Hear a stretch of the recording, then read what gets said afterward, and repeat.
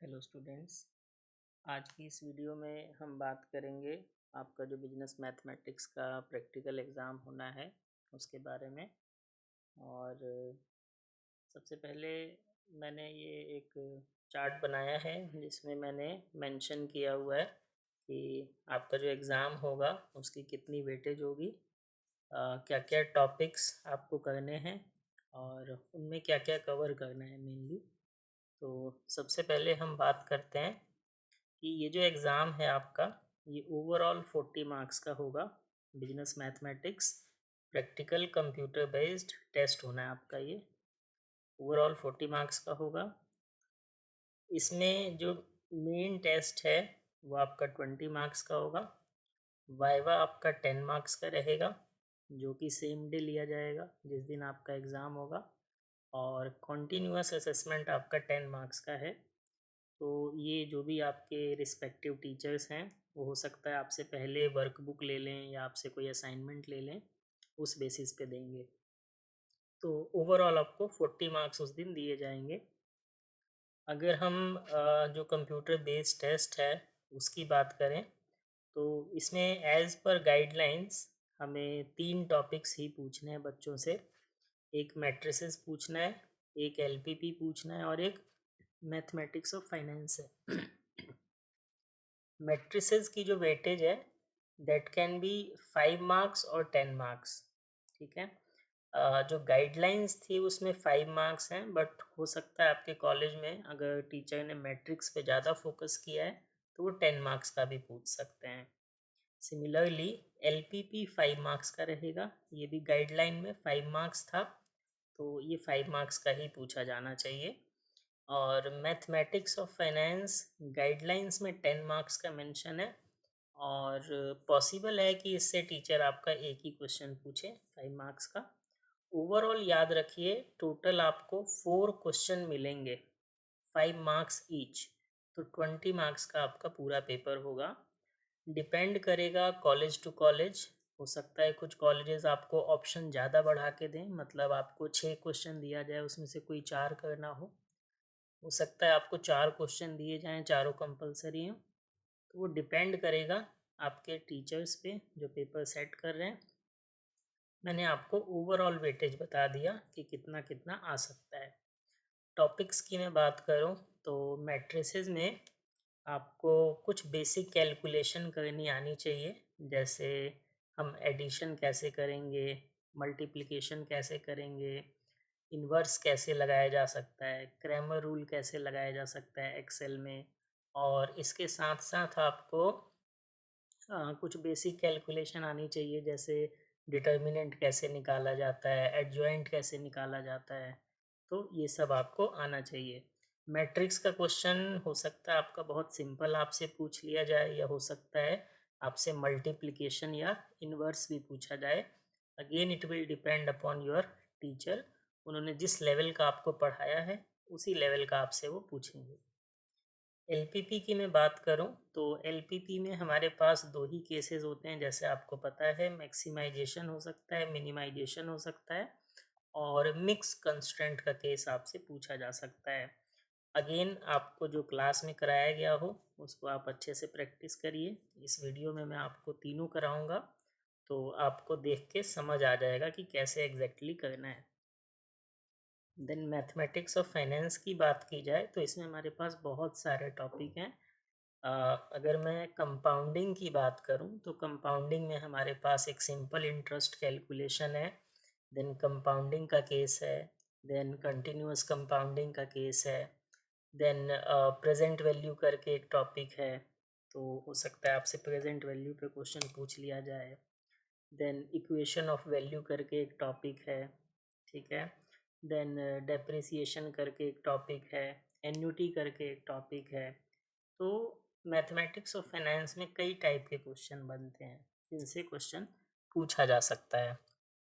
Again मैं कहूँगा कि आपको जिस टाइप के क्वेश्चन आपके क्लास में कराए गए हैं आप उनकी प्रैक्टिस करिए, और मैं वीडियो में कोशिश करूँगा कि डिफरेंट डिफरेंट टाइप्स के क्वेश्चन कवर कर सकूँ। आज की ये जो वीडियो होगी हमारी, इसमें मैं 2 चीज़ें कवर कर लूँगा, एक मैट्रिसेस और एक एलपीपी। ठीक है। एक सेकंड वीडियो मैं अपलोड करूँगा कल या परसों तक, जिसमें हम मैथमेटिक्स ऑफ फाइनेंस को कवर करेंगे। तो शुरू करते हैं मैट्रिसेस। मैट्रिसेस की जब हम बात करते हैं तो ये एक टेबल मैंने बनाया है, इसको आप अच्छे से नोट कर लीजिएगा। और पहले मैं आपको कुछ बेसिक चीज़ें बता रहा हूँ कि हम एक्सेल में मैट्रिक्स कैसे सॉल्व करेंगे। जैसे हमें एडिशन करना है या सब्सट्रैक्शन करना है या मल्टीप्लिकेशन करना है, वो सब कैसे होगा। तो सबसे पहले एक सिंपल सी चीज़ यहाँ पे लिखी है कि जब भी आप मैट्रिक्स में कोई अलजेब्रिक ऑपरेशन करते हैं, जैसे आपको दो मैट्रिसेस को प्लस करना है या माइनस करना है या मल्टीप्लाई करना है, तो हम वहाँ ना एरे का यूज़ करते हैं। एरे मीन्स जितने भी सेल्स में हमारे नंबर हैं, उन सभी सेल्स को सेलेक्ट किया जाता है।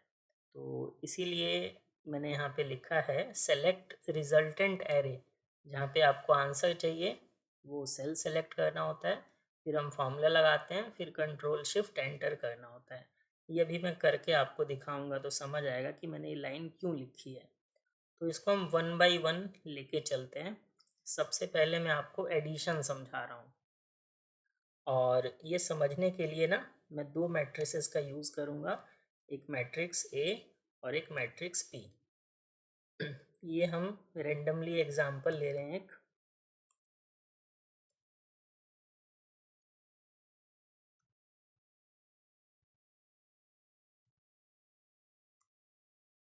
मान लीजिए मेरे पास ये मैट्रिक्स ए है और एक मैं मैट्रिक्स बी ले लेता हूँ।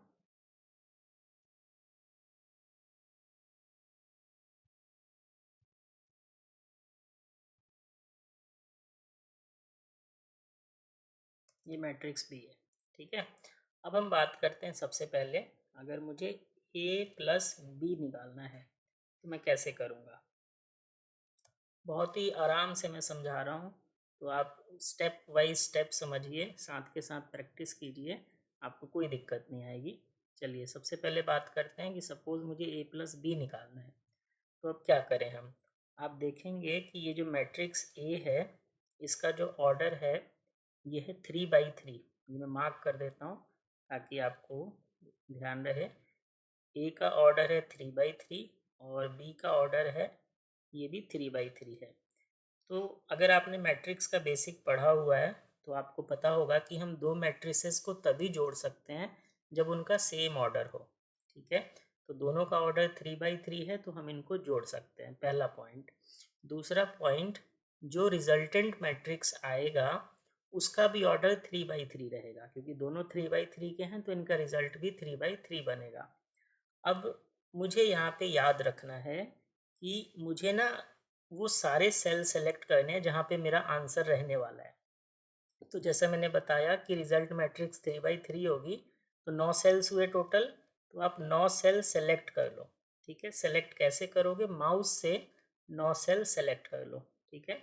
इसके बाद हम यहाँ पे सिंपली एक फॉर्मूला लिखेंगे, इज इक्वल टू का साइन लिखिए, ठीक है। और फॉर्मूला क्या होगा हमारा, हम इसको सेलेक्ट करेंगे मैट्रिक्स ए को, ठीक है। तो ये जो मैंने सेल सेलेक्ट किए इसको बोला जाता है एरे। मैंने ये पूरा एरे सेलेक्ट किया।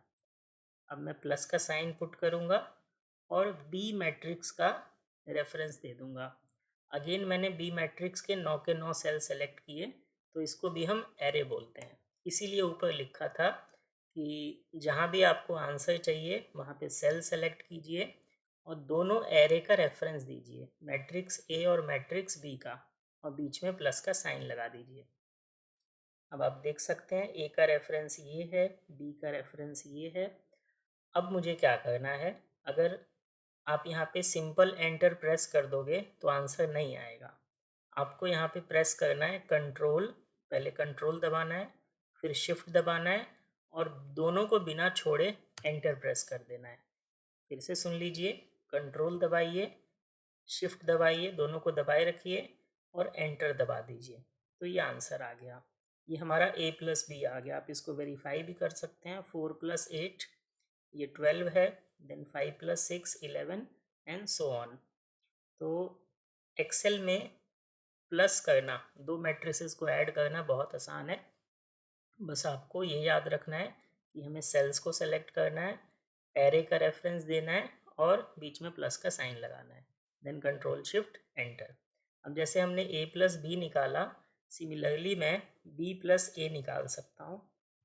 तो b + a निकालने के लिए भी मुझे पता है कि दोनों का रिजल्ट 9 सेल्स में आएगा, तो हम 9 सेल्स को सेलेक्ट करते हैं, देन इज इक्वल टू का साइन पुट करते हैं।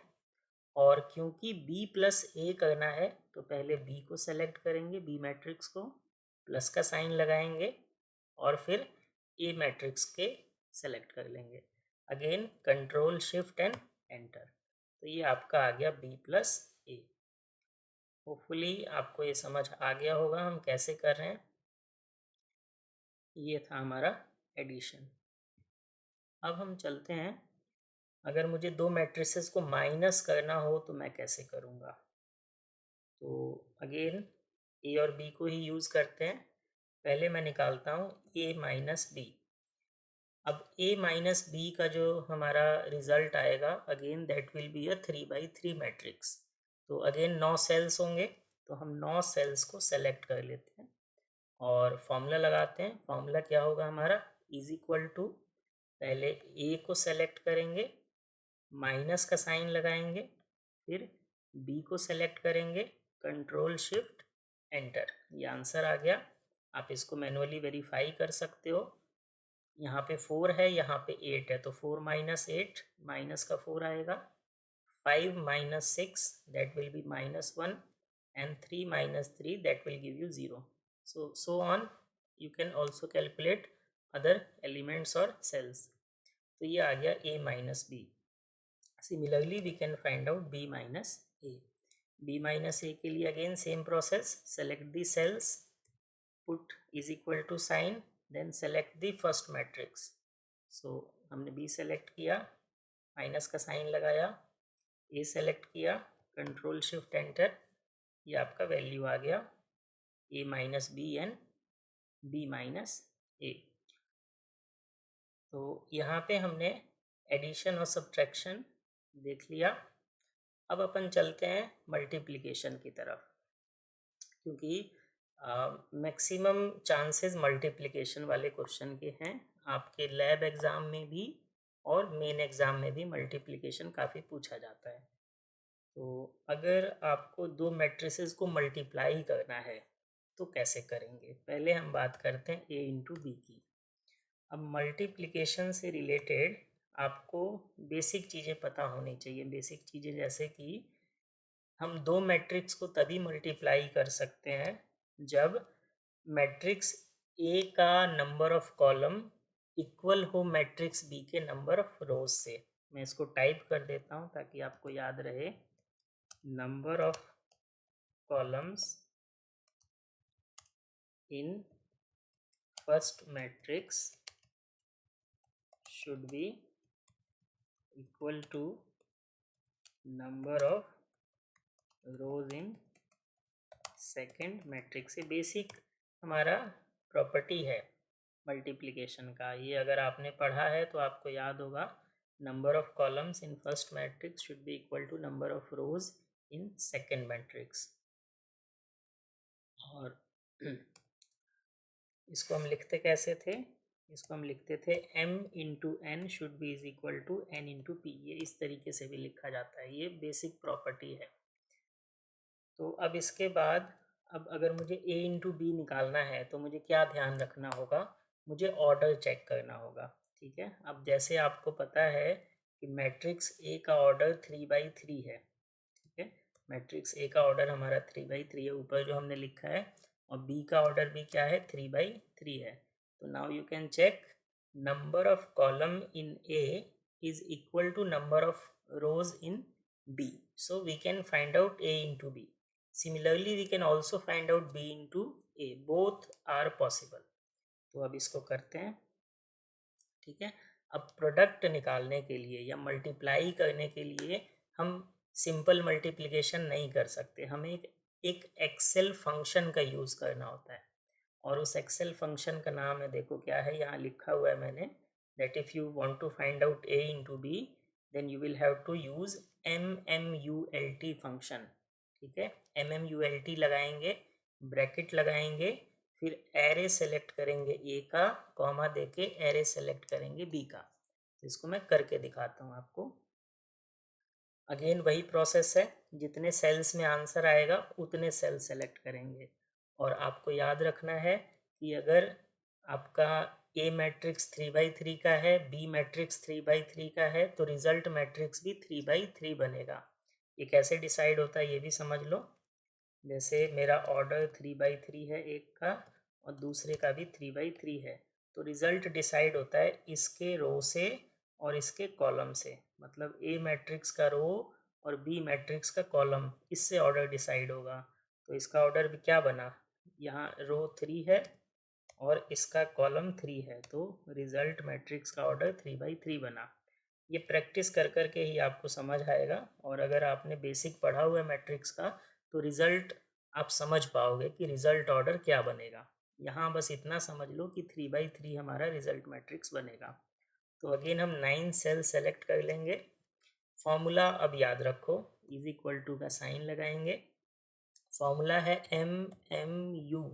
जैसे ही आप MMU टाइप करोगे आपको ये दिखने लगेगा, ये फॉर्मूला अपीयर होने लगेगा। अब यहाँ पे पूरा नहीं टाइप करना, आपको सिंपली टैब का बटन प्रेस करना है। आपके लैपटॉप या डेस्कटॉप पे लेफ़्ट साइड में एक टैब का की है, उसको प्रेस कर दो।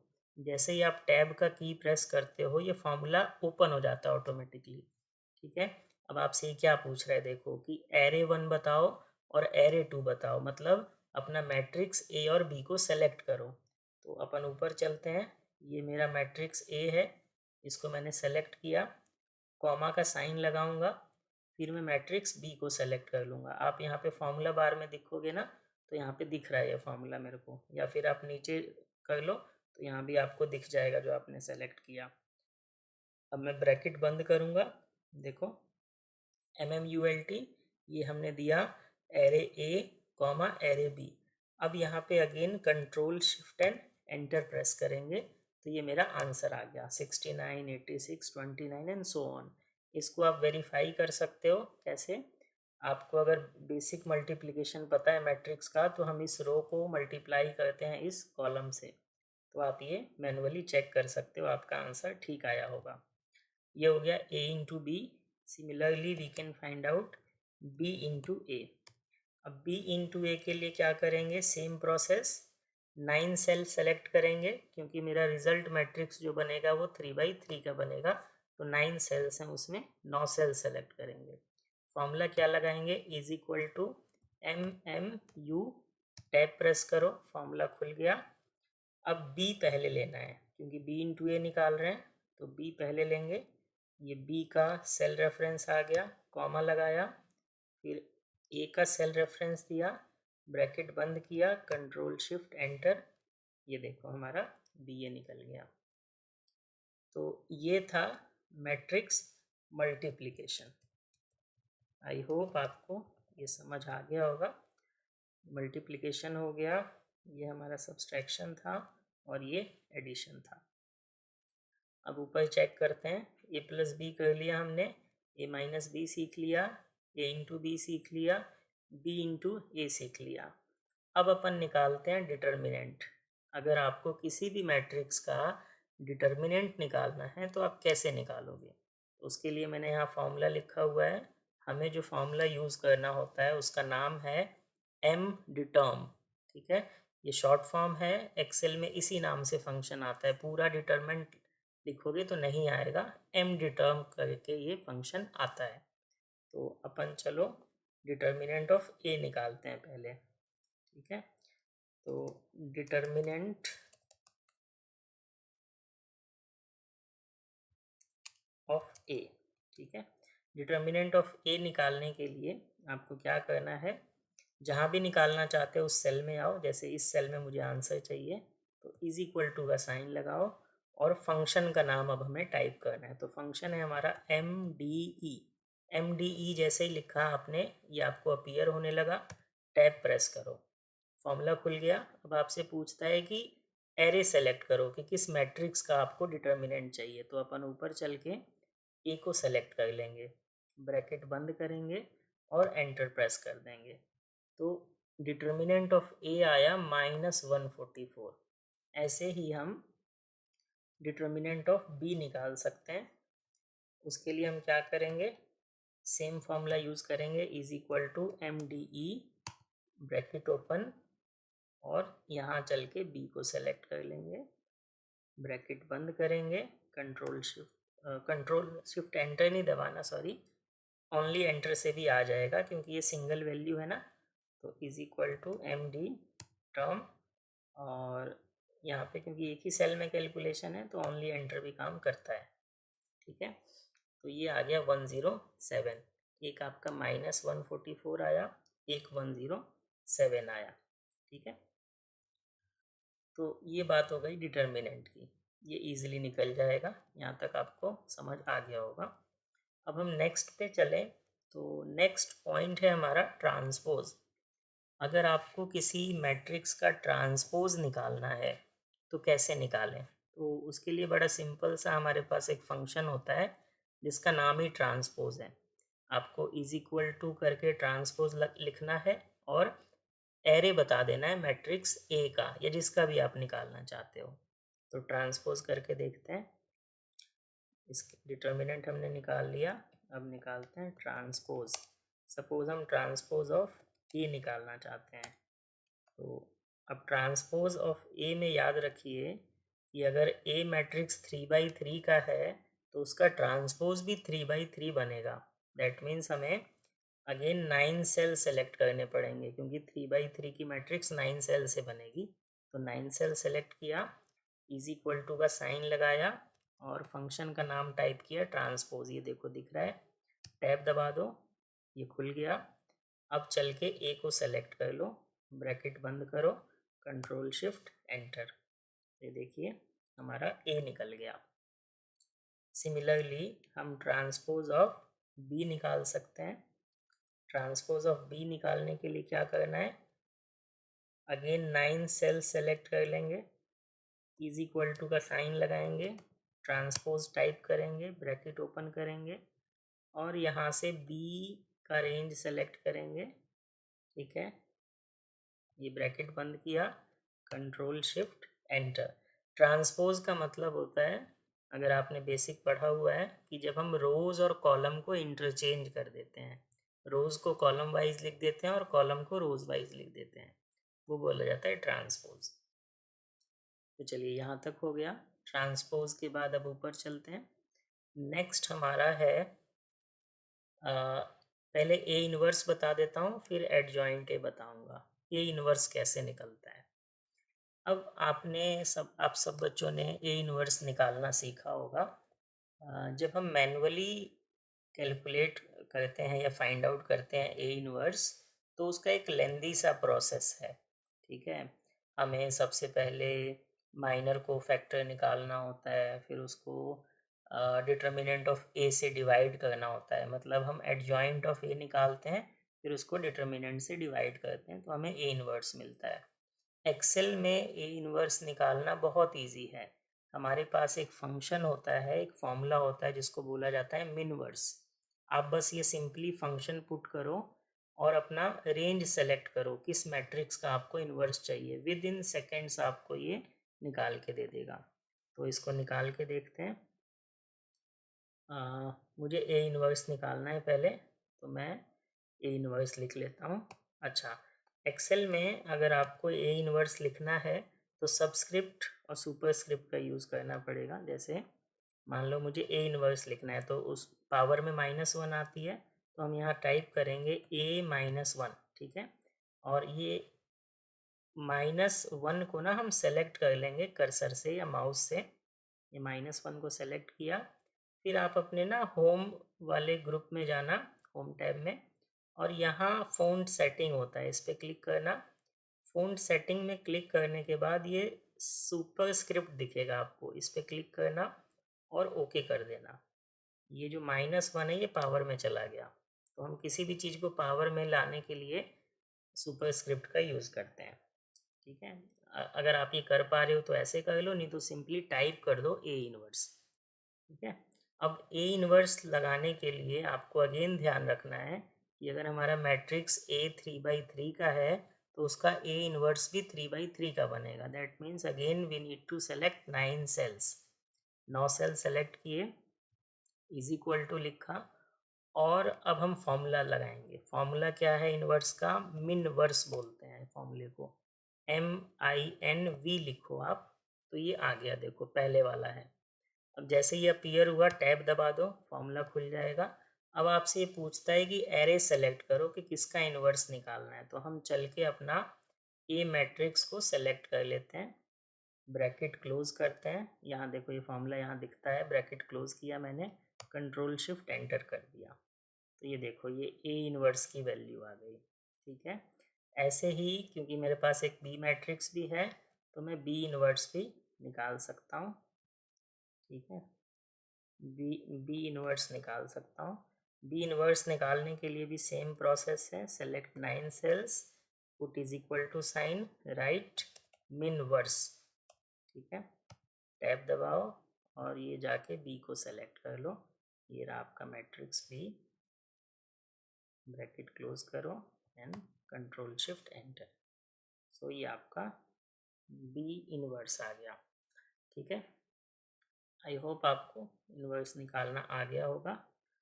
अब ऊपर चलते हैं टेबल में, नेक्स्ट देखते हैं क्या बचा।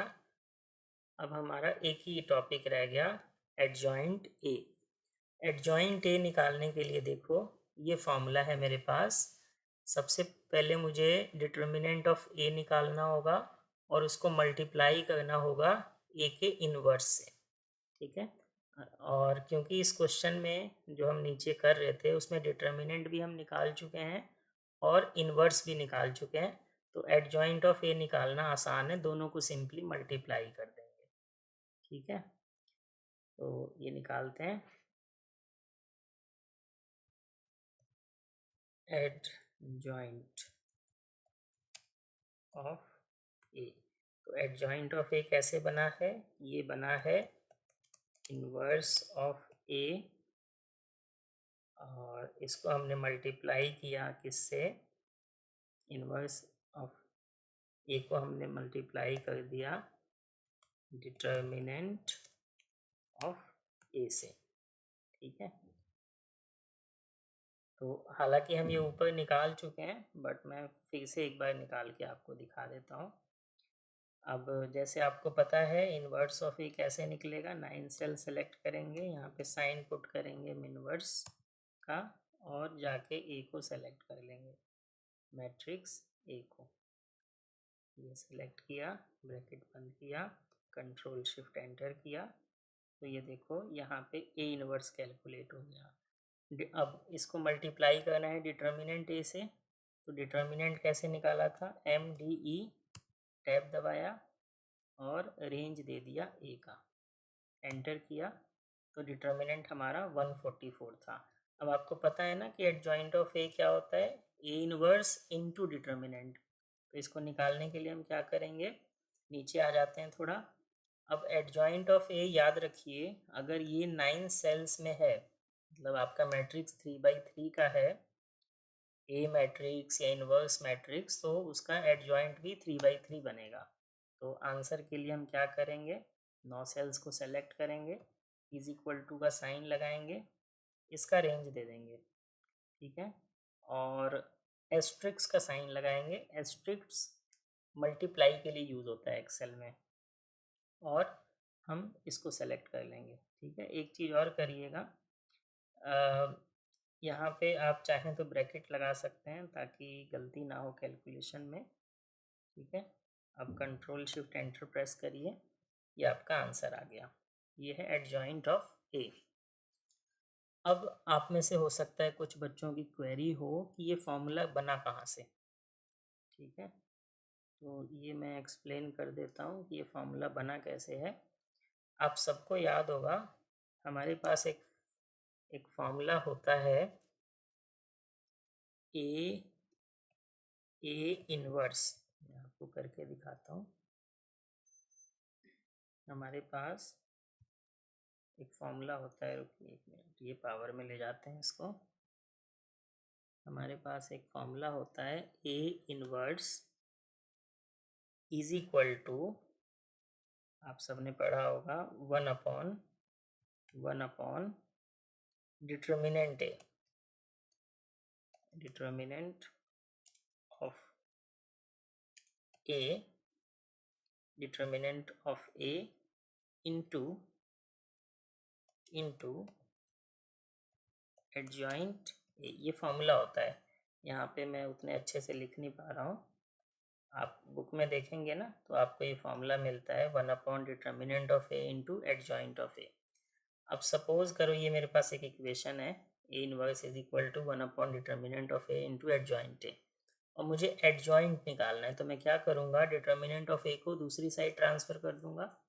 ठीक है, मतलब सपोज करो लेफ्ट हैंड साइड में आपका ए इनवर्स है, राइट हैंड साइड में one upon determinant of A into adjoint ए है, तो ये राइट हैंड साइड के उठ के इधर आ जाएगा। तो फॉर्मूला क्या बन गया, adjoint of A is equal to A inverse, ये यहाँ आ जाएगा ए इनवर्स, और ये जो डिटर्मिनेंट ए था ये वन अपॉन में था तो उधर आके मल्टीप्लाई हो जाएगा, ये बन जाएगा ऐसे। ठीक है, ए inverse into determinant of a, तो इससे ये फॉर्मूला बना है। आई होप आपको ये भी समझ आ गया होगा। तो ये हमने कुछ बेसिक कैलकुलेशंस की मैट्रिक्स से रिलेटेड, और मान के चलिए आपके एग्ज़ाम में अगर टीचर बेसिक क्वेश्चन पूछता है मैट्रिक्स का, तो वो आपसे यही सब चीज़ें पूछेगा, ए प्लस बी निकालना, ए माइनस बी निकालना, ए इंटू बी निकालना, बी इंटू ए निकालना, तो ऐसा क्वेश्चन भी आ सकता है। Secondly, these things are very basics of matrices, आगे के जो क्वेश्चन हम सॉल्व करेंगे वो करने के लिए आपको ये आना चाहिए, इसलिए भी मैंने कराया है। ठीक है, अब हमारे पास डिफरेंट डिफरेंट एग्ज़ाम्पल्स हैं।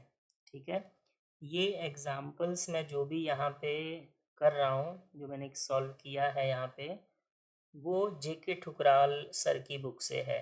ठीक है, मैंने एग्ज़ाम्पल नंबर भी मेंशन किया है, जैसे फर्स्ट एग्ज़ाम्पल मेरा एग्ज़ाम्पल 9 है, तो ये जो भी आपकी बुक है लेटेस्ट वाली जेके ठुकराल, उसमें मिल जाएगा। देन हमने एग्ज़ाम्पल 10 सॉल्व किया है, एग्ज़ाम्पल 12, और फिर मैंने लीनियर इक्वेशन का एक बेसिक क्वेश्चन लिया है, ये मैंने खुद फॉर्मुलेट किया था, और फिर हमने एग्ज़ाम्पल 13 लिया है, ये भी आपके जेके ठुकराल से है। तो वन बाय वन सॉल्व करते हैं। सबसे पहले हम बात करते हैं एग्ज़ाम्पल 9 की। आप सबने ये एग्ज़ाम्पल क्लास में ज़रूर किया होगा क्योंकि ये बहुत अच्छा एग्ज़ाम्पल है। ये एग्ज़ाम्पल बेसिकली था क्या, there is a student who can visit 4 places for his lunch. He can either visit college canteen or coffee house or fast food outlet or a restaurant. And at these 4 places, he can consume 3 types of item like dosa, french fries and soft drink. तीनों का अलग अलग price question में दिया हुआ है book के example में, तो वो मैंने मैट्रिक्स यहाँ पे लिख लिया। ठीक है, इसको बोला जाता है कॉम्बिनेशन मैट्रिक्स।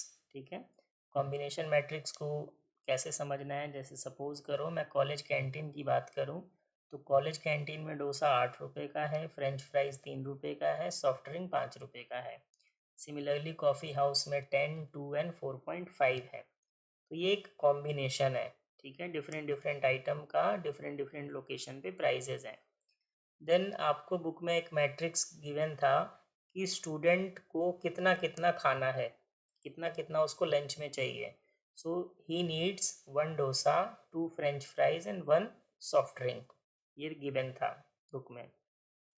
और आपसे क्वेश्चन पूछा गया था बुक में कि उसको कितना कॉस्ट पड़ेगा हर एक प्लेस पे अगर वो खाना खाता है तो।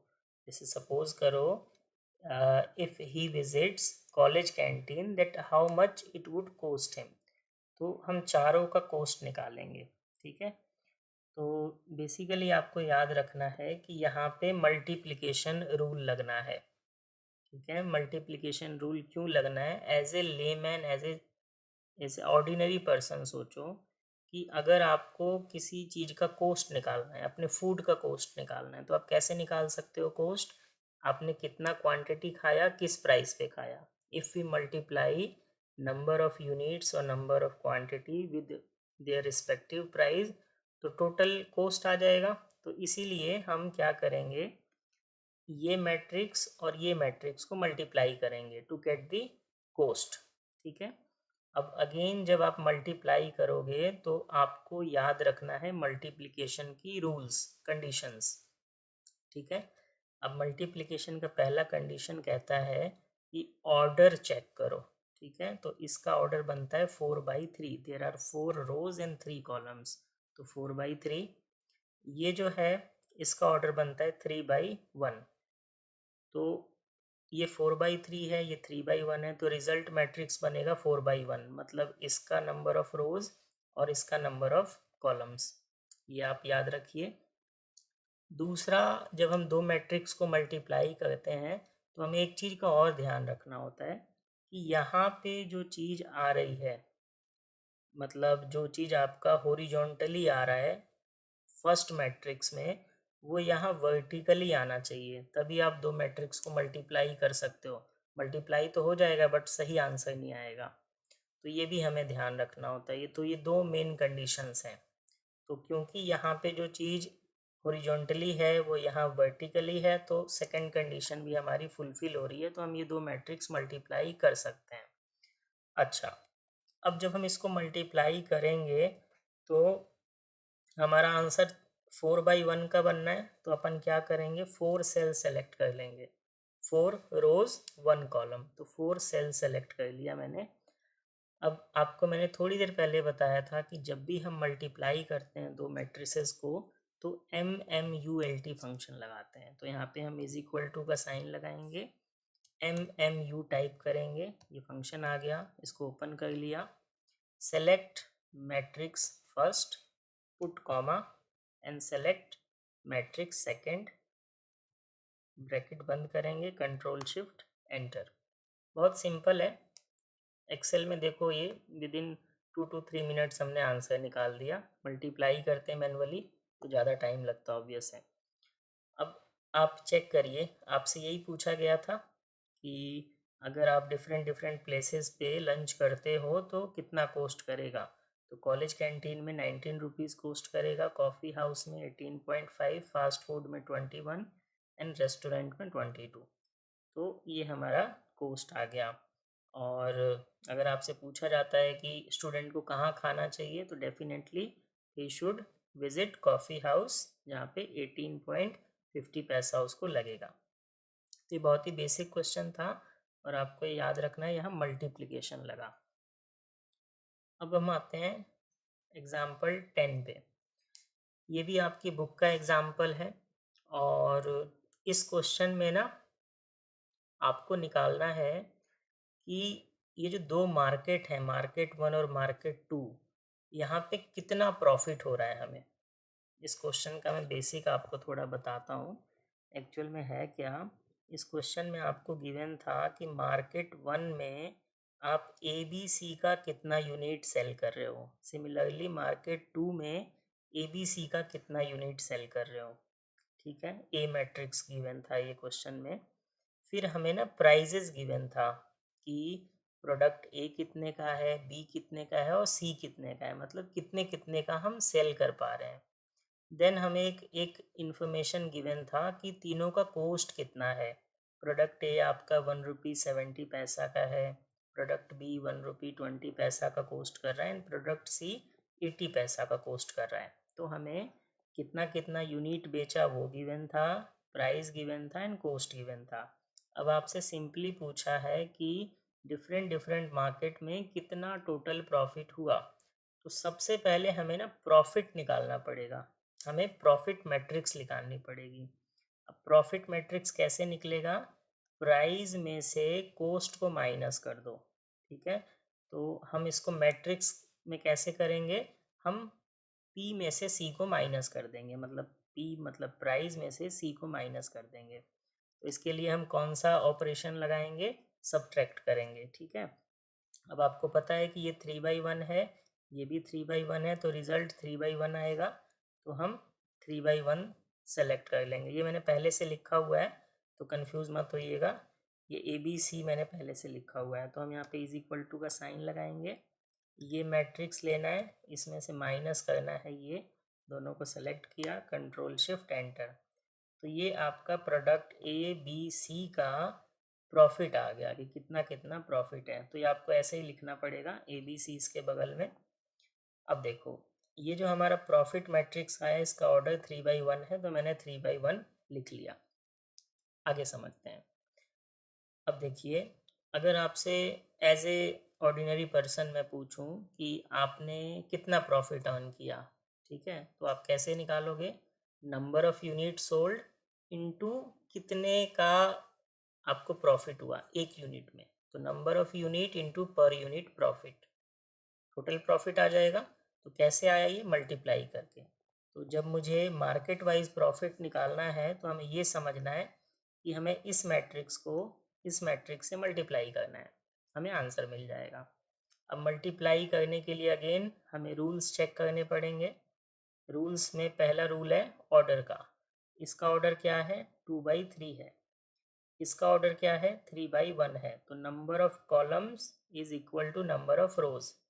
तो हम इसको मल्टीप्लाई कर सकते हैं। पहली कंडीशन मैच हो गई।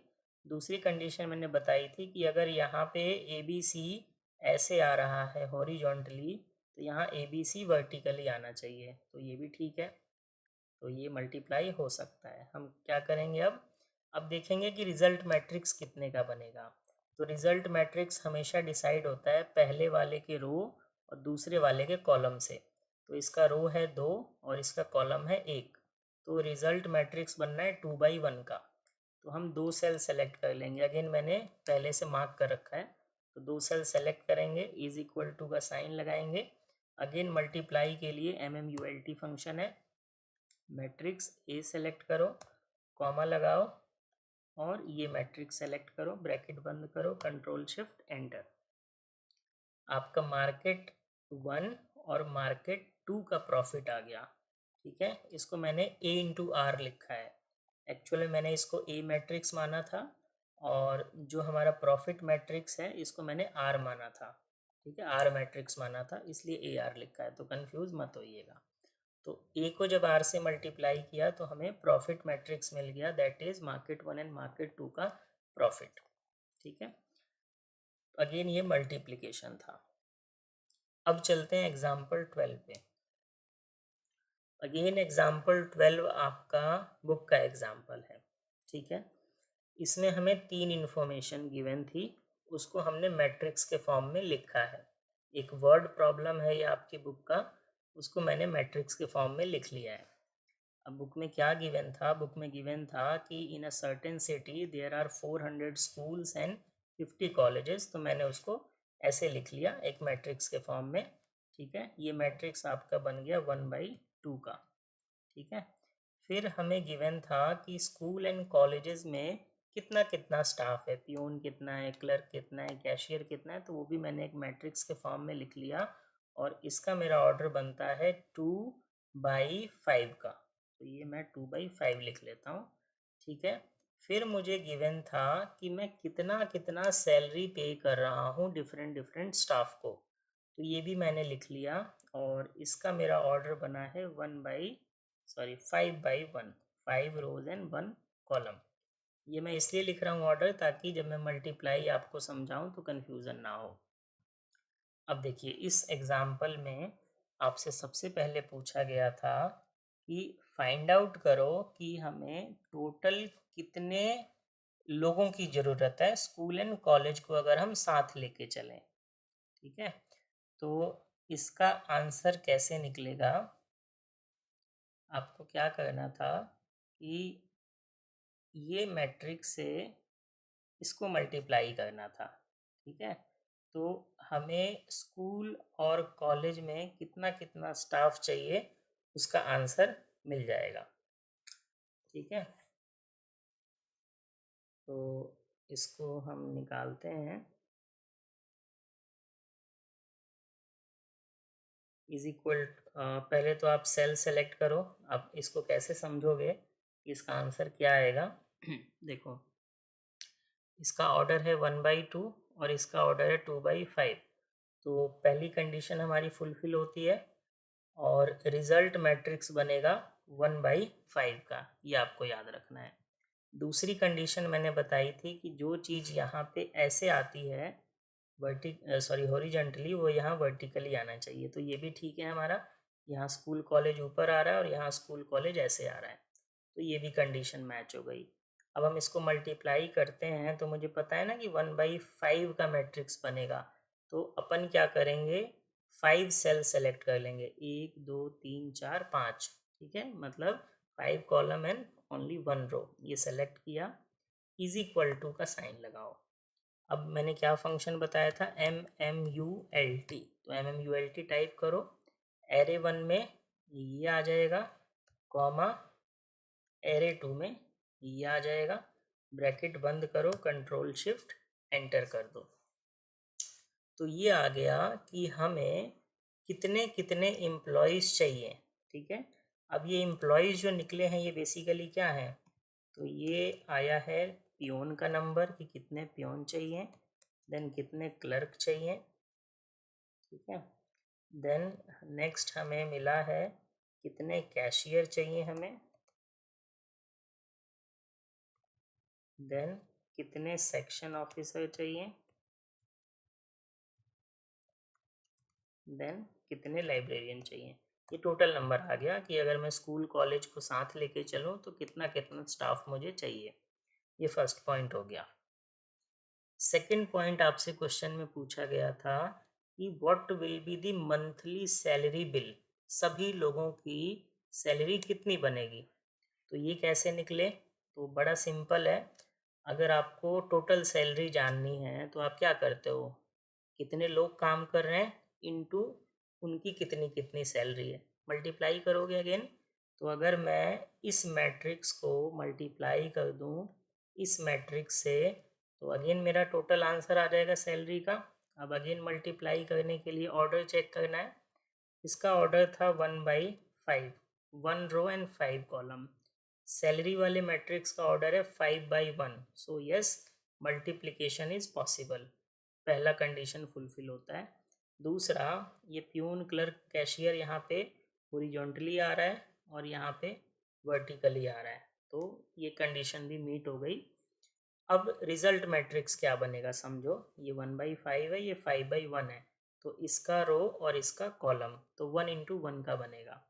तो एक सेल सेलेक्ट करेंगे, is equal to MMULT, array 1 में ये सेलेक्ट किया, कॉमा लगाया, एरे 2 में ये सेलेक्ट किया, ब्रैकेट बंद, control shift enter. So total bill would be 39,05,000। ये इजीली कैलकुलेट हो गया। तो बुक का एग्जाम्पल है, आप उसी को रेफ़र कर सकते हैं। एग्जामिनर आपसे किसी भी टाइप का क्वेश्चन पूछ सकता है, बस आपको कंसेप्ट पता होना चाहिए कि हम मल्टीप्लिकेशन करेंगे और मल्टीप्लिकेशन कैसे करेंगे, किस फंक्शन से करेंगे, ठीक है। तो ये था एग्जाम्पल नंबर 12। अब अपन चलते हैं एक दूसरे एग्जाम्पल पे, और यहाँ मैं आपको लीनियर इक्वेशन सॉल्व करना बताऊंगा with the help of matrix. ये भी आपके बुक का ही एग्जाम्पल है, इस टाइप के एग्जाम्पल आपकी बुक में गिवन है। और अगर आपने पढ़ना शुरू कर दिया है तो आपको पता होगा कि हम लीनियर इक्वेशंस को दो तरीके से सॉल्व कर सकते हैं। We have two methods, one is matrix inversion method, जिसको इन्वर्स मेथड भी बोला जाता है, और एक होता है क्रैमर्स रूल, ठीक है। तो पहले हम इन्वर्स मेथड समझते हैं। इन्वर्स मेथड में आपको याद होगा कि हमारे पास एक इक्वेशन होती है AX is equal to B, ठीक है, AX is equal to B. इससे हम क्या बनाते थे, इससे बनाते थे x इज इक्वल टू क्या हो जाता है, A इन्वर्स इंटू में बी, A इन्वर्स इंटू में बी, ये फॉर्मूला बनता था अगर आपको याद हो, ठीक है। ये A इन्वर्स के लिए मैं इसको पावर में ले लेता हूँ, अब ये आपको देखने में ठीक लग रहा होगा, x is equal to A inverse into B. तो अगर मुझे x निकालना है, मैं थोड़ा लिख लेता हूँ इसको, अगर मुझे x निकालना है, x क्या है मेरा, x y और z एज्यूम कर लेते हैं, तीन वेरिएबल हैं x y z। तो अगर मुझे एक्स वाई जेड निकालना होता है तो मैं क्या करता हूँ, मैं ये इक्वेशन का यूज़ करता हूँ।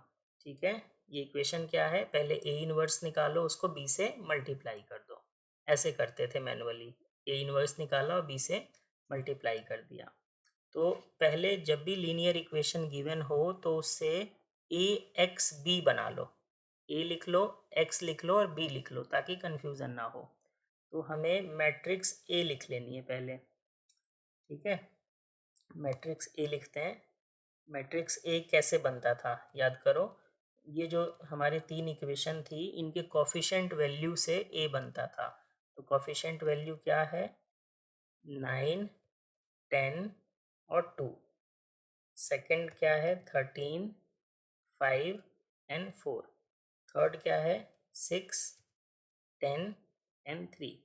तो ये अगेन आपने बेसिक पढ़ा होगा तभी आपको समझ आएगा कि हम मैट्रिक्स ए कैसे बनाते थे। मैट्रिक्स ए हम इक्वेशंस की कोफिशिएंट से बनाते थे। तो ये मैट्रिक्स ए आ गया, इसको मैं थोड़ा मार्क कर देता हूँ ताकि आप इसको पहचान पाओ। ये मैट्रिक्स ए आ गया, 9 सेल्स हैं, 3x3 की मैट्रिक्स है।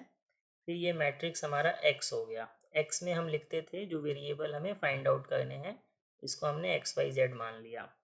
ठीक है, और तीसरा हम बनाते थे बी। ठीक है, बी क्या होता था, ये जो राइट हैंड साइड वाली वैल्यूज़ हैं ये बी में हम लिखते थे। तो 80, 90 एंड 85 इज बी मैट्रिक्स। ठीक है, अब इसको भी सेंट्रिक में कर लेते हैं। अब देखो, ए एक्स और बी आ गया। ठीक है, तो पहली इक्वेशन क्या होती थी, a into x is equal to B. इससे हम बनाते थे x is equal to A inverse into B. तो मुझे अल्टीमेटली दो चीज़ें चाहिए। मुझे क्या चाहिए, एक तो ए इनवर्स निकालना है। ठीक है, अब ए इनवर्स निकालना मैंने आपको अभी सिखाया था थोड़ी देर पहले। ए इनवर्स कैसे निकालेंगे, 9 सेल्स को सेलेक्ट करेंगे क्योंकि ओरिजिनल मैट्रिक्स 3x3 की है, तो ए इनवर्स भी 3x3 बनेगा। तो ए इनवर्स के लिए 9 सेल्स को सेलेक्ट किया, इज इक्वल टू का साइन लगाया। इनवर्स के लिए फंक्शन था मिनवर्स, मिनवर्स लगाया और ए मैट्रिक्स को सेलेक्ट कर लिया, ब्रैकेट बंद किया, control shift enter, a inverse आ गया। ठीक है, अब x मेरा कैसे निकलेगा, x निकलेगा अगर मैं a इनवर्स को मल्टीप्लाई कर दूं b से, तो a इनवर्स निकल गया। ठीक है, ये हमारा a इनवर्स हो गया, ये मेरा मैट्रिक्स b है। ठीक है, तो अगर मैं a इनवर्स को b से मल्टीप्लाई कर दूं तो मेरा x आ जाएगा। ठीक है, तो मैं यहाँ पे लिखता हूँ x, और x का आंसर सपोज मुझे यहाँ चाहिए। ठीक है, अब एक चीज़ का और ध्यान रखिए आप लोग, x क्या है, a इंटू बी के मल्टीप्लिकेशन से बनाए, a इनवर्स इंटू बी के। a इनवर्स का ऑर्डर क्या है, 3/3। अच्छा, b का ऑर्डर क्या है, b का ऑर्डर है 3/1। तो देखो 3/3 और 3/1 मैट्रिक्स मल्टीप्लाई हो सकती है, बिल्कुल हो सकती है।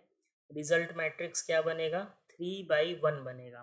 ठीक है, तो हम यहाँ पे 3 सेल सेलेक्ट कर लेते हैं x के सामने और इज इक्वल टू का साइन लगाते हैं, फॉर्मूला लगाएंगे MMULT। ए इनवर्स को सेलेक्ट किया, कॉमा लगाया, बी मैट्रिक्स को सेलेक्ट किया, ब्रैकेट बंद किया, कंट्रोल शिफ्ट एंटर। तो x क्या बना, 2, 4 एंड 11। 2 क्या है हमारा, x है, 2 हमारा x है, 4 हमारा y आ गया और 11 हमारा z आ गया। ठीक है, तो ये हम बोलेंगे कि हमने x मैट्रिक्स निकाल ली विच इज़ 2, 4 एंड 11। अगेन ये बेसिक कंसेप्ट है, अगर आपने मैट्रिक्स किया हुआ है, इन्वर्स मेथड किया हुआ है तो आपको समझ आ जाएगा इजीली। और आपको याद होगा कि जब हम मैनुअल कैलकुलेशन करते हैं तो लगभग हमें 10 से 15 मिनट लगते हैं इस पूरे प्रोसेस में, और आप यहाँ देखो सिंपली 2 से 3 मिनट में हमने निकाल दिया। बस आपको प्रोसेस याद रखना है कि सबसे पहले ए इनवर्स निकाला, फिर बी से उसको मल्टीप्लाई कर दिया। ए एक्स बी हमने कैसे बनाया था ये आपको समझ आना चाहिए, ये तीन इक्वेशन से हमने बनाया था। अब इन्वर्जन मेथड से तो हो गया, क्रैमर रूल से अगर करना हो तो कैसे करेंगे वो समझते हैं। क्रैमर रूल में एक्स वाई जेड निकालने का ये फॉर्मूला है। ठीक है, स्टैंडर्ड फार्मूला है, इसकी हेल्प से निकालेंगे हम। x इज इक्वल टू होता है d1/d, y होता है d2/d और z होता है d3/d। तो पहले तो आपको ना d1, d2 एंड d3 निकाल लेना है। अब ये आपको अगेन तभी समझ आएगा जब आपने पढ़ा होगा, ठीक है। तो मैं d1, d2 एंड d3 पहले निकाल लेता हूँ। अब d1 क्या होता है समझिए। सबसे पहले तो आप मैट्रिक्स ए देख लीजिए, मैट्रिक्स ए कहाँ है। ये हमारा मैट्रिक्स ए था, ठीक है। तो d1 कैसे निकलता है, मैट्रिक्स ए का जो फर्स्ट कॉलम है उसको हम बी से रिप्लेस कर देते हैं, तो वो हमारा d1 कहलाता है। ऐसे ही d2 के लिए हम सेकंड कॉलम को बी से रिप्लेस कर देते हैं और d3 के लिए थर्ड कॉलम को बी से रिप्लेस कर लेते हैं। तो मैं ये वैल्यूज़ कॉपी कर रहा हूँ यहाँ से। d1 के लिए हम क्या करेंगे, फर्स्ट कॉलम को रिप्लेस करेंगे बी से, तो बी है हमारा 80, 90 एंड 85। तो ये रिप्लेस कर दिया मैंने, ठीक है। सेकंड जो d2 है उसके लिए हम क्या करेंगे, d2 के लिए हम सेकंड कॉलम को रिप्लेस करेंगे बी से। तो अगेन ए को कॉपी करते हैं, ए को कॉपी किया, यहाँ लिखा और सेकंड वाले को हमें रिप्लेस करना है 80, 90 एंड 85 से। ये भी मैंने कर दिया। फिर हम लिखेंगे d3।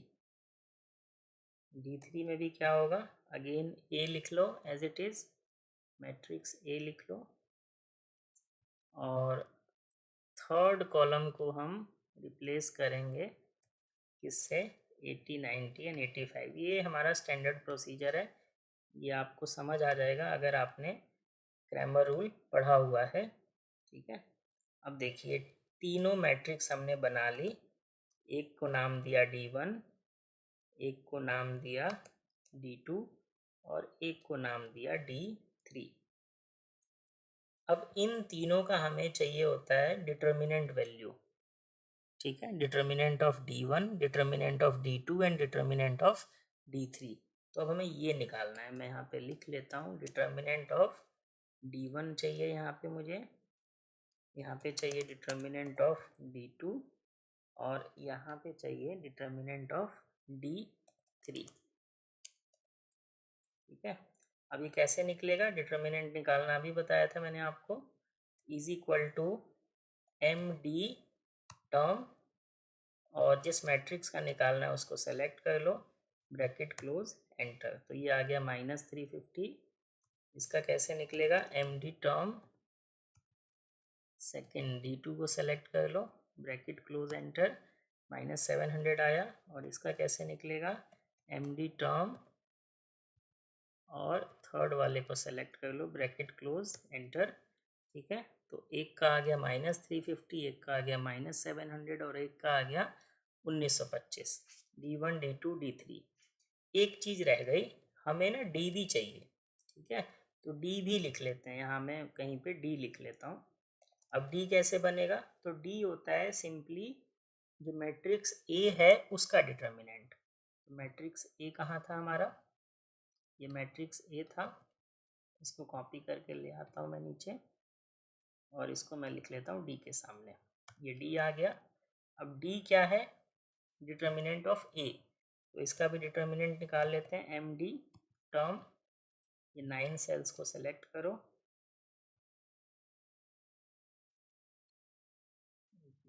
ये थोड़ा सा गड़बड़ है, हाँ, एम डी टर्म और ये सेल्स को सेलेक्ट किया, ठीक है।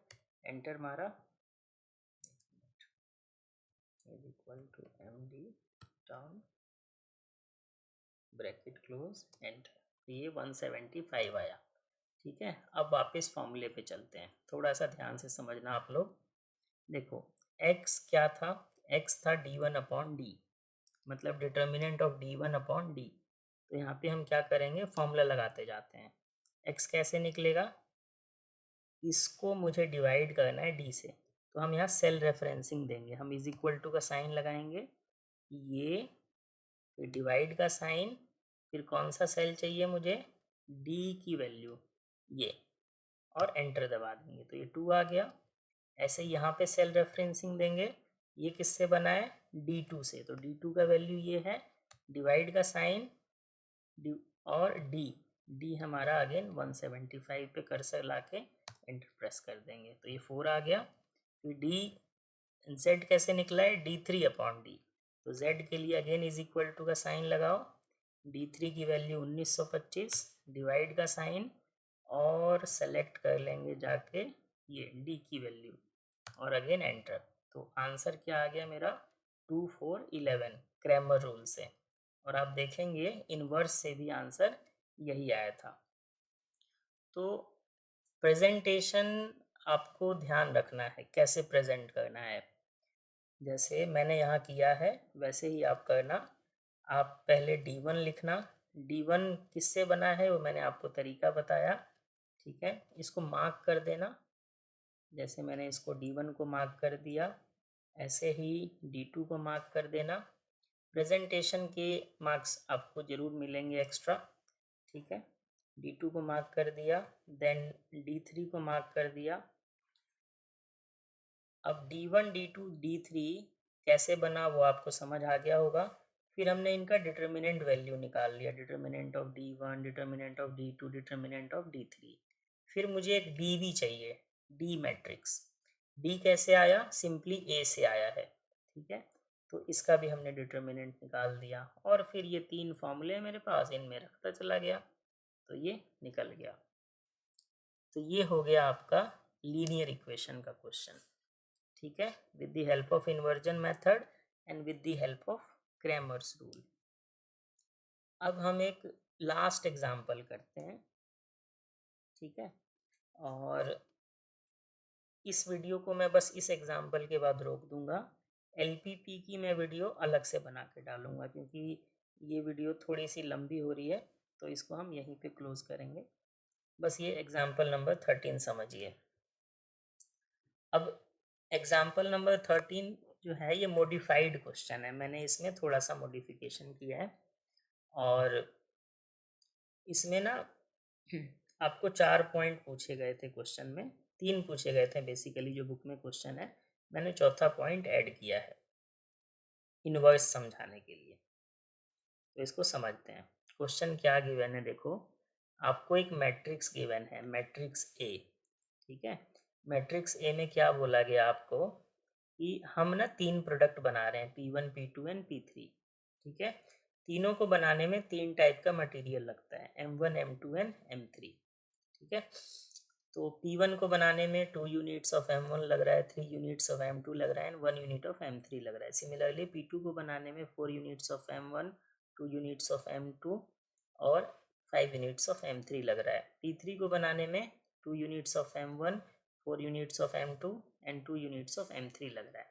बहुत बेसिक सा क्वेश्चन है, ये आपका कॉम्बिनेशन मैट्रिक्स गिवन है। अब देखो आपसे पूछा गया पहला point, total requirement of each material if firm produces 100 unit of each product. मतलब अगर मैं P1, P2, P3 का 100 यूनिट बनाऊँ, 100 यूनिट्स बनाऊँ, तो कितना मटेरियल चाहिए।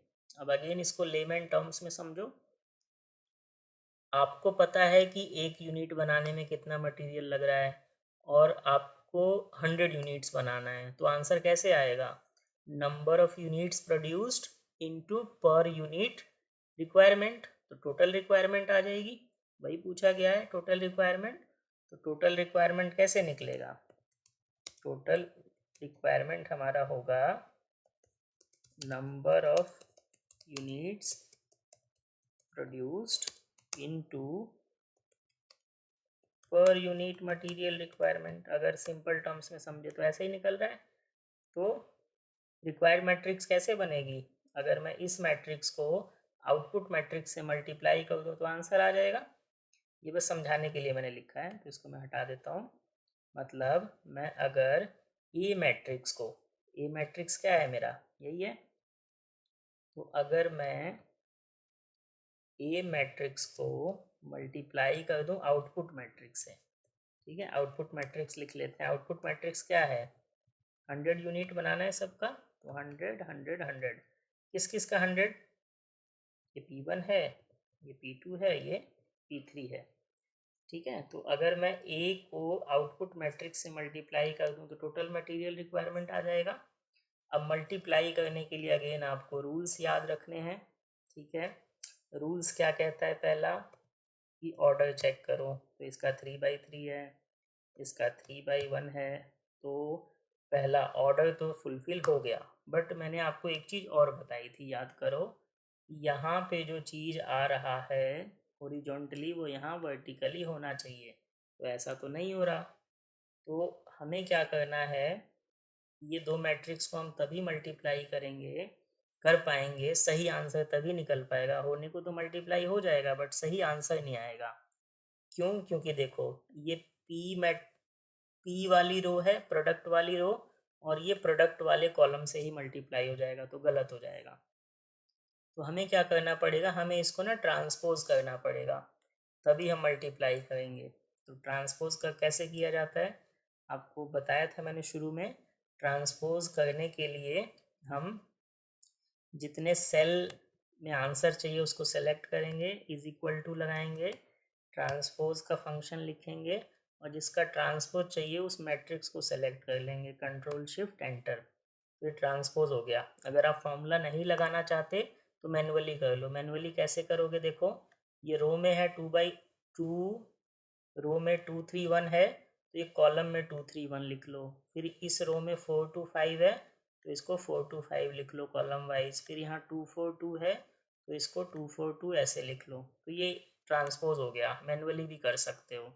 जब आपने इसको ट्रांसपोज कर दिया तो क्या चेंज आएगा, ये जो M1 M2 M3 ऊपर आ रहा था अब यहाँ आ जाएगा, ये M1 M2 एंड M3, ठीक है। ये जो प्रोडक्ट आपका इधर आ रहा था वो अब यहाँ आ जाएगा, P1 P2 एंड P3। अब कंडीशन चेक करो, देखो ये मैट्रिक्स 3/3 का है, ये 3/1 का है, यस ऑर्डर मैच करता है। सिमिलरली यहाँ जो ऐसे आ रहा है वो यहाँ ऐसे है, अपोजिट है, तो यस मल्टीप्लाई कर सकते हैं। अब इसका रिजल्ट क्या बनेगा, रिजल्ट मैट्रिक्स बनेगा 3/1, तो 3 रोज 1 कॉलम, ये 3 सेल सेलेक्ट किए, इज इक्वल टू का साइन लगाया, MMULT first matrix comma second matrix bracket close control shift enter. तो ये मेरा आंसर आ गया। आंसर मेरा क्या बता रहा है मुझे, आंसर मेरा मुझे बता रहा है कि मुझे कितना कितना मटेरियल चाहिए।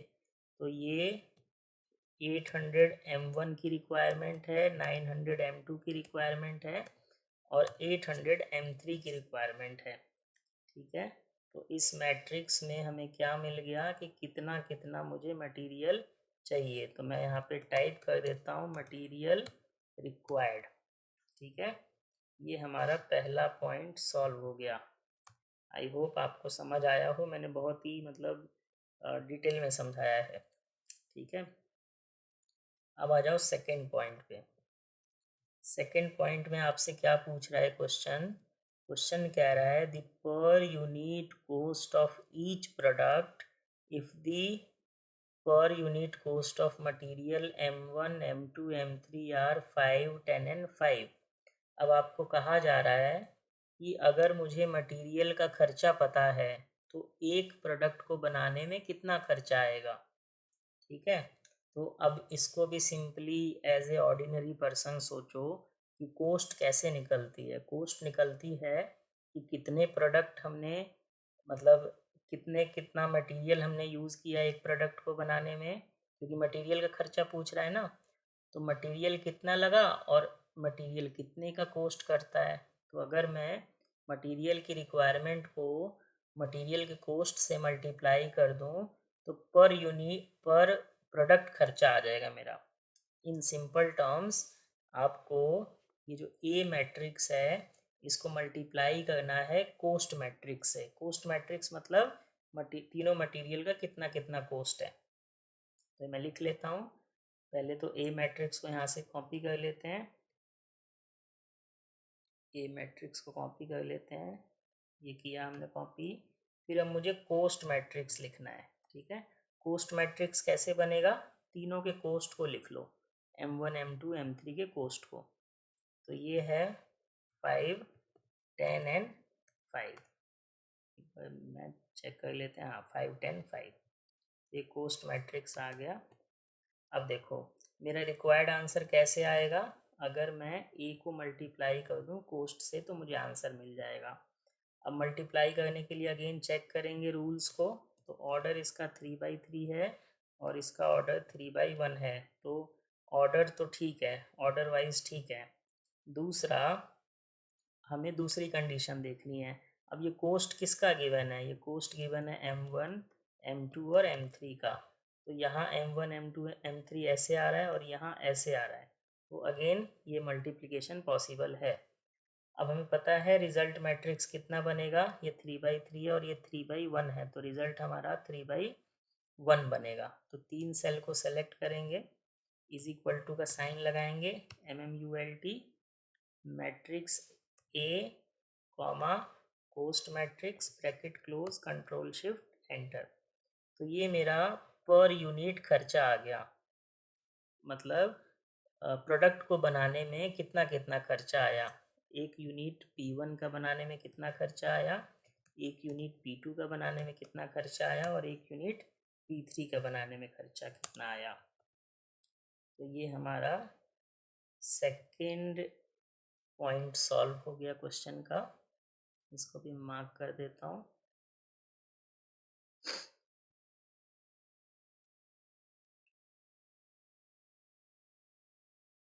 ठीक है, तीसरे पॉइंट पे चलते हैं।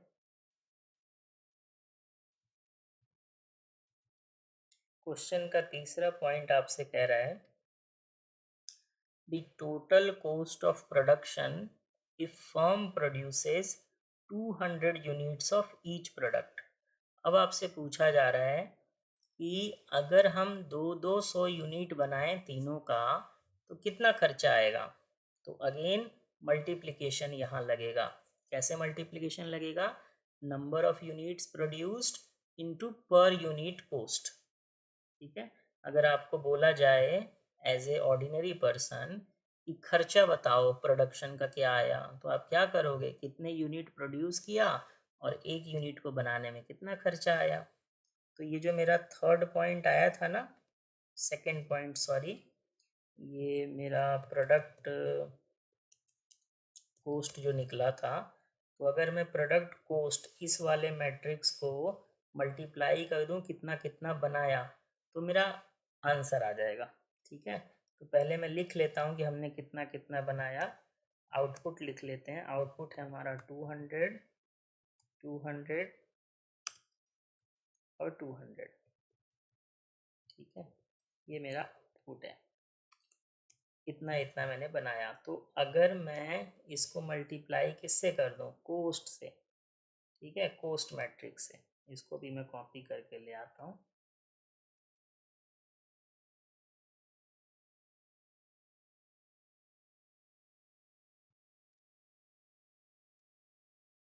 ये मैंने कॉपी कर लिया, ये कोस्ट मैट्रिक्स है हमारा। तो अगर मैं इस कोस्ट मैट्रिक्स और आउटपुट मैट्रिक्स को मल्टीप्लाई कर दूं तो टोटल खर्चा मेरा आ जाएगा। अब हम कैसे मल्टीप्लाई करें समझिए इसको, मुझे एक सिंगल आंसर चाहिए। ठीक है, तो सिंगल आंसर जब भी हमें चाहिए होता है तो हम क्या करते हैं कि एक रो मैट्रिक्स को एक कॉलम मैट्रिक्स से मल्टीप्लाई करते हैं। ठीक है, तो ये तो हमारी कॉलम मैट्रिक्स हो गई, इसका ऑर्डर हो गया 3/1 का। ठीक है, अब इसको आउटपुट वाले को ना हमें रो में लिखना पड़ेगा ताकि हमारा रो मैट्रिक्स कॉलम मैट्रिक्स से मल्टीप्लाई हो जाए। तो इसको मैं ऐसे लिख लेता हूँ, 200 200 एंड 200। ठीक है, अब देखो ये क्या है, ये P1 है, ये P2 है और ये P3 है, तीनों का कितना कितना यूनिट हमने बनाया यही तो लिखा है। ठीक है, P1 200 बनाया, P2 200 बनाया और P3 200 बनाया। और इधर हमने क्या लिखा, इन तीनों का कोस्ट क्या है। ठीक है, 45 65 एंड 60। ये ऑर्डर बना 1/3 और ये ऑर्डर बना 3/1। अब देखो रूल सारे यहाँ पे फुलफिल हो रहे हैं। इसका कॉलम मतलब इस मैट्रिक्स का कॉलम इसके रो से मैच कर रहा है, तो ये मल्टीप्लिकेशन पॉसिबल है। सेकेंडली यहाँ जो P ऐसे हॉरिजॉन्टली आ रहा है वो यहाँ वर्टिकली आ रहा है, तो यस ये रिजल्ट पॉसिबल है।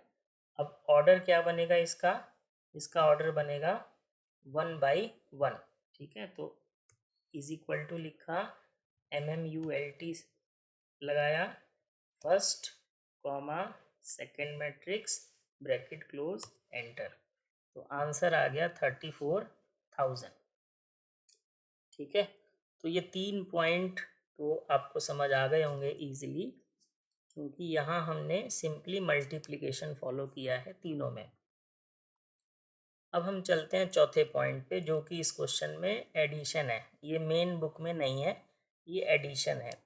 अब चौथा पॉइंट इसलिए समझना ज़रूरी है क्योंकि यहाँ इन्वर्स का केस है, तो मैं इसी क्वेश्चन में आपको इन्वर्स भी समझाना चाहता था, इसलिए मैंने मॉडिफाई कर रखा है। अब चौथे क्वेश्चन में देखो, और चौथे को समझने के लिए ना आप फर्स्ट को ध्यान रखो।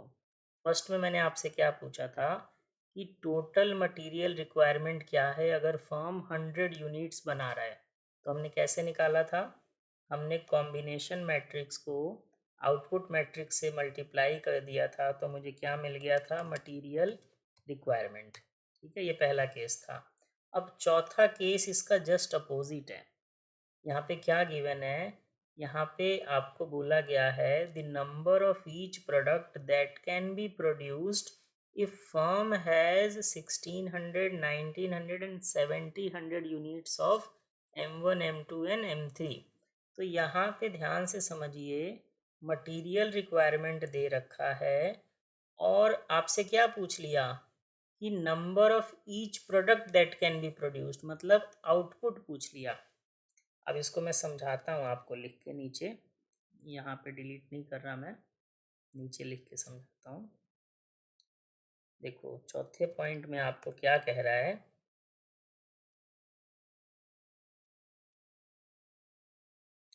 चौथे पॉइंट में आपको कहा जा रहा है कि हमें आउटपुट नहीं पता, ठीक है, आउटपुट हमें नहीं पता, लेकिन हमें मटेरियल पता है, ठीक है। मटेरियल कितना कितना है, 1600, 1900 और 1700, मैं लिख लेता हूँ, 1600, 1900 और 1700 मटेरियल पता है मुझे कि कितना है, आउटपुट मुझे नहीं पता। अब इसको आप ध्यान से देखिए, ये हमारा मैट्रिक्स ए है, ठीक है, ये मेरा आउटपुट है जो मुझे नहीं पता, और ये मटेरियल मुझे पता है। तो ये देख के आप समझ पाएंगे कि ये किस फॉर्म में आ गया, ये फॉर्म बन गया a x is equal to b, ये कुछ कुछ वैसे ही आ गया। देखो ए हमें पता है, ठीक है, एक्स हमें नहीं पता और बी हमें पता है, मतलब मटेरियल पता है। तो हम क्या करेंगे, ये जो इसको हम मान लेंगे एक्स वाई जेड जो मुझे नहीं पता, ठीक है। ये हमारा P1, P2, P3 आ गया, और ये हमारा बी जो है, ठीक है, इसको हम मान लेंगे 1600, 1900 एंड 1700, ये तो क्वेश्चन में ही दिया हुआ है।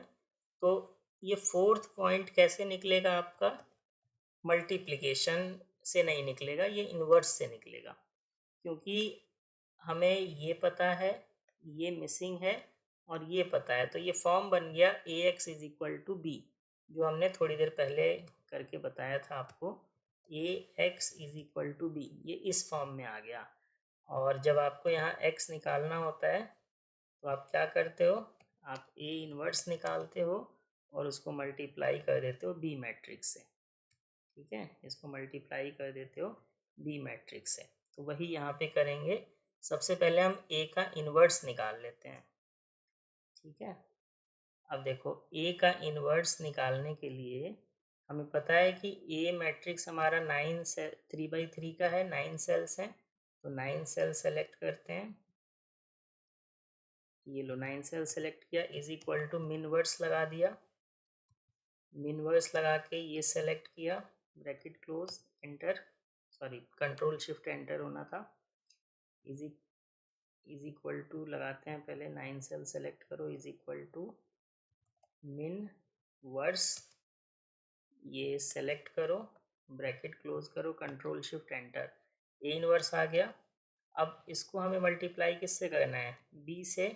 तो बी मैट्रिक्स मेरा क्या है, ये कॉपी करके नीचे लिख लेता हूँ मैं, इसको मल्टीप्लाई करना है बी से, ठीक है।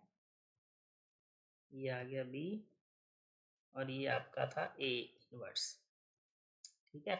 अब फाइनल आंसर कैसे बनेगा, फाइनल आंसर बनता है, इसका ऑर्डर क्या है 3/3 और इसका ऑर्डर क्या है, इसका ऑर्डर है 3/1। तो रिजल्ट मैट्रिक्स क्या बनेगा 3/1। तो 3 सेल सेलेक्ट कर लो, is equal to MMULT, a inverse को सेलेक्ट करो, कॉमा बी को सेलेक्ट करो, bracket close, control shift enter. तो देखो 100, 200 एंड 300 आंसर आया। अब ये क्या आंसर आया, ये आया कि कितना कितना हम प्रोडक्ट बनाएंगे if these units of material are available. तो चौथा जो पॉइंट है आपका वो इन्वर्स से निकला, ठीक है। कैसे निकला वो आपको समझ आना चाहिए, ठीक है। फोर्थ केस अपोजिट है फर्स्ट केस का, वो मैंने आपको बताया कैसे अपोजिट बन रहा है, ठीक है। फर्स्ट केस में यहाँ आउटपुट दिया था और आपसे मटेरियल रिक्वायरमेंट पूछा था, तो हमने क्या किया था A×X किया था। फोर्थ केस में क्या हो रहा है, मटेरियल दिया हुआ है, आउटपुट मिसिंग है, तो क्या इक्वेशन बन गई AX is equal to B। I hope आपको इतना समझ आ गया होगा। तो इस वीडियो में हमने मैट्रिक्स कंप्लीट कर लिया। जो जो अच्छे एग्जाम्पल्स थे बुक में, चाहे मल्टीप्लिकेशन के हो या लीनियर इक्वेशन के हो या ये वाला क्वेश्चन हो, तो मैंने करा दिया। बाकी क्वेश्चन मिलते जुलते हैं, आप प्रैक्टिस कर सकते हैं। और स्पेशली ये ध्यान रखिए कि जो आपके कॉलेज में आपको कराया जा रहा है उसी टाइप का क्वेश्चन आपसे पूछा जाएगा, तो उनको कीजिएगा। और कंसेप्ट यही लगेगा, कंसेप्ट यही जो हमने फर्स्ट पेज पे पढ़ा ना, ये जो हमने डिफरेंट ऑपरेशंस पढ़े, इनका ही यूज़ आपको करना है, ठीक है। तो इस वीडियो में इतना ही, अगली वीडियो में मैं आपको LLP समझा दूँगा। Thanks for watching.